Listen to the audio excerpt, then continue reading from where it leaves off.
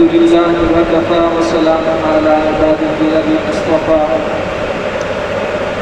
أما بعد فأعوذ بالله من الشيطان الرجيم بسم الله الرحمن الرحيم ألف لام ميم ذلك الكتاب لا ريب فيه هدى للمتقين.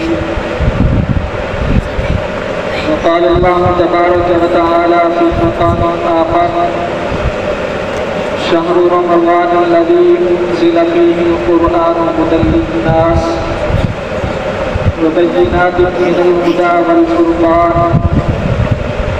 قال النبي صلى الله عليه وسلم أشراف أمتي حملة القرآن.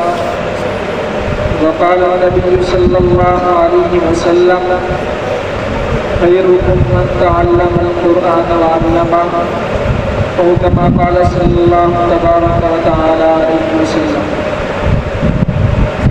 یا الہی جسم میں جب تک کہ میری جان رہے، یا الہی جسم میں جب تک کہ میری جان رہے، تجھ پہ صدقے تیرے محبوب کے قربان رہے.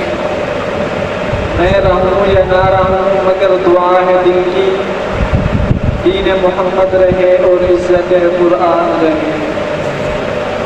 میرے واجب احترام، اللہ تبارک و تعالیٰ کا بہت بڑا احسان اور فضل ہے کہ رب کائنات نے ہمیں رمضان المبارک کے اندر تراویح پڑھنے کی اور تراویح کے اندر کلام مقدس کی تلاوت کرنے کی اور ہم سب کو اس کے سننے کی توفیق عطا فرمائی. میرے دوستو، رمضان المبارک بہت ہی عظمتوں اور برکتوں والا مہینہ ہے. یہ وہ مہینہ ہے کہ جس مہینے کے اندر حضور علیہ السلام کی زوجہ مطہرہ حضرت عائشہ رضی اللہ تعالی عنہ کا انتقال ہوا. رمضان المبارک وہ عظیم مہینہ ہے کہ جس مہینے کے اندر حضرت آمنہ رضی اللہ تعالی عنہ کا انتقال ہوا. رمضان المبارک وہ عظیم مہینہ ہے کہ جس مہینے کے اندر خلیفہ چہارم سیدنا حضرت علی المرتضیٰ رضی اللہ تعالیٰ عنہ کی شہادت ہوئی. رمضان المبارک وہ عظیم مہینہ ہے کہ جس مہینے کے اندر رب کائنات نے لیلۃ القدر کو نازل کیا. اور لیلۃ القدر کی وضاحت کے لیے اللہ تبارک و تعالیٰ نے ارشاد فرمایا کہ لیلۃ القدر خیر من الف شہر، کہ لیلۃ القدر 1000 مہینوں سے افضل ہے. اس کی فضیلت صرف 1000 مہینوں کی نہیں بلکہ اللہ تبارک و تعالیٰ نے انسان کی اس ناقص سوچ کے مطابق صرف 1000 مہینوں کی تلقین کی.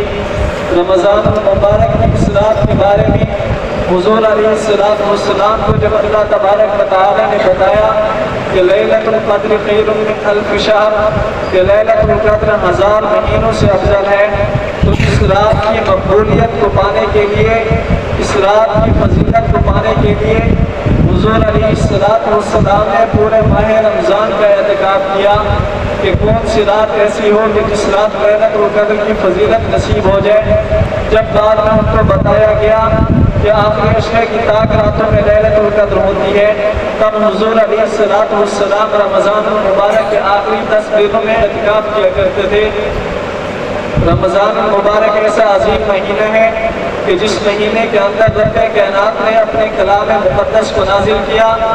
کیوں نازل کیا؟ کیونکہ اللہ تبارک و تعالیٰ نے ارشاد فرمایا شہر رمضان الذی انزل فیہ القرآن، کہ رمضان وہ مہینہ ہے کہ جس کے اندر کلام مقدس نازل ہوا. کیوں نازل ہوا؟ ہدی للناس، لوگوں کی ہدایت کے لیے نازل ہوا. آج ہم نے کہ قرآن کو پڑھتے تک نہیں، جنہوں نے پڑھا تو صرف پڑھا، اس کو سمجھا تک نہیں، اس کے معنی اور مفہوم کو نہیں جانا. میں نے کہا جی ماں مر گئے پڑھو، باپ مر گئے پڑھو، دادا مر گیا پڑھو، رشتہ دار مر گیا پڑھو، دوست احباب مر گیا پڑھو، کوئی اور بیماری آ گئی ہے پڑھو، دکان نہیں چلتی پڑھو، بیمار ہو گئے ہو پڑھو، کسی مصیبت میں پھنس گیا ہو پڑھو، جیل پڑ گیا پڑھو. کس نے کہا صرف اس میں پڑھو؟ انقلاب کی ضرورت پڑے قرآن کو پڑھو، تمدن کی ضرورت پڑے قرآن کو پڑھو، کلچر کی ضرورت پڑے قرآن کو دیکھو، تمیز کی ضرورت پڑے قرآن کو دیکھو، انسانی حق کی بات ہے قرآن کو دیکھو، انسانی وجود کی بات ہے قرآن کو دیکھو، دنیا کی ضرورت پڑے قرآن کو دیکھو، دین کی ضرورت پڑے قرآن کو دیکھو. حضرت آدم علیہ السلام سے لے کر حضرت عیسیٰ علیہ نبینا علیہ السلام تک تمام نبیوں کی زندگی کو دیکھنا ہے۔ اس قرآن کو دیکھو، حضور علیہ السلام کے صحابہ کرام کی زندگی کو دیکھنی ہے، اس قرآن کو پڑھو۔ حضور علیہ السلام کی ختم نبوت کا تذکرہ سننا ہے، اس قرآن سے سنو۔ کیونکہ حضور علیہ السلام نے ارشاد فرمایا اشراف امتی حملۃ القرآن، کہ میری امت کے معزز ترین لوگ حامل قرآن ہوں گے، یعنی قرآن پڑھنے والے میری امت کے معزز ترین لوگ ہیں۔ دوسری جگہ آقا سرکار علیہ السلام نے ارشاد فرمایا خیرکم من تعلم القرآن وعلمہ، کہ لوگوں تم میں سے بہترین شخص وہ ہے جو قرآن خود پڑھے اور آگے دوسروں کو پڑھے۔ اس وجہ سے حضور علیہ السلام کی حدیث مبارکہ ہے کہ اپنے بچوں کو قرآن کے ساتھ وابستہ کرو، مدرسے کے ساتھ اپنے بچوں کو وابستہ کرو۔ اگر آپ نے اپنے بچوں کو قرآن کے ساتھ وابستہ کیا، کسی دینی مدرسے کے ساتھ وابستہ کیا، تو گویا آپ نے اپنی آخرت کو سنوار لیا، یعنی آپ نے اپنی آخرت کو محفوظ کر لیا، آپ نے اپنی آخرت محفوظ کر کے اپنا مستقبل بنا لیا۔ اس پر میں ایک حدیث عرض کرتا چلوں۔ حضور علیہ السلام کا فرمان ہے یہ جو لوگ ہم جی رہے ہیں، ہم نے ایک دن مرنا ہے، مرنے کے بعد قیامت برپا ہونی ہے، محشر کا میدان سجنا ہے۔ قیامت کا پہلا دن 50,000 سال کا ایک دن ہوگا، یہاں پر 50 مہینوں اور 50 سالوں کی بات نہیں بلکہ 50,000 سال کا ایک دن ہوگا۔ اس پر حضور علیہ السلام کے حدیث ہے کہ حضور علیہ السلام نے فرمایا کہ 50,000 سال کا ایک دن ہوگا، اور حضور علیہ السلام کو اس دنیا سے رخصت ہوئے 1444 سال گزر گئے، اور آج ہم ہیں کہ 1444 ہجری میں جی رہے ہیں۔ آپ دیکھ لیں کہ اس 1444 سالوں کے اندر کتنے زمانے گزر گئے، کتنے لوگ گزر گئے، کتنی بستیاں گزر گئی، کتنی ہستیاں گزر گئی، زمانے کیسے کیسے بدل گئے۔ اگر اس 1400 سال کا حساب کل قیامت کے 50,000 سالوں کے ساتھ لگایا جائے تو یہ ابھی صبح کے 7:30 بھی نہیں بجے، یعنی اتنا کم وقت ابھی گزرا ہے اور اتنا لمبا عرصہ ابھی باقی ہے۔ ہم دنیا میں کس طرح جیے، کیا کچھ کیا، اس ساری چیز کا حساب ہم نے ان 50,000 سالوں کے اندر دینا ہوگا کہ ہم نے دنیا کیسی گزاری، کس مقصد کے لیے ہم نے دنیا گزاری۔ دوسرا، اگر اس دنیا کی زندگی کے اندر اگر انسان 100 سال صحت، استقامت، تندرستی اور طاقت کے ساتھ گزار لے، تو اگر دنیا کی 100 سالہ زندگی کا حساب کل قیامت کے 50,000 سالوں کے ساتھ لگایا جائے تو 50,000 سالوں کے مقابلے میں آج ہماری یہ 100 سالہ زندگی صرف 18 سیکنڈ کی بنتی ہے، کوئی زیادہ وقت نہیں۔ لیکن میں عذرائے مذاق کہا کرتا ہوں کہ ہم تو اب 18 سیکنڈ والے بھی نہیں رہے، وہ بھی چلے گئے، ہم تو 8، 9 اور 10 سیکنڈ والے رہ گئے ہیں، کیونکہ آپ جانتے ہیں کہ 60-70 سال کے بعد آدمی اپنی ناقص والی حالت میں چلا جاتا ہے۔ اس لیے اپنی 8 سیکنڈ والی زندگی، کہ جس زندگی کو ہم نے حقیقی زندگی سمجھ لیا، اس زندگی کے اندر ہم نے ہر قسم کے جھوٹ فراڈ کیے، ہم نے ہر ایک کی حق تلفی کی، ہم نے کبھی مولوی کو مذاق بنایا، کبھی ہم نے مسجد کو مذاق بنایا، کبھی ہم نے پگڑی اور داڑھی والوں کو مذاق بنایا، کبھی ہم نے چٹائی پر بیٹھ کر پڑھنے والے طلباء کرام کو مذاق بنایا، کبھی ہم نے کس کو مذاق بنایا، کبھی کس کو مذاق بنایا۔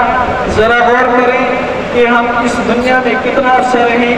کسی نے کہا کہ ہم اس دنیا میں 100 سال جئیں گے، کسی نے کہا کہ ہم 60 سال جئیں گے۔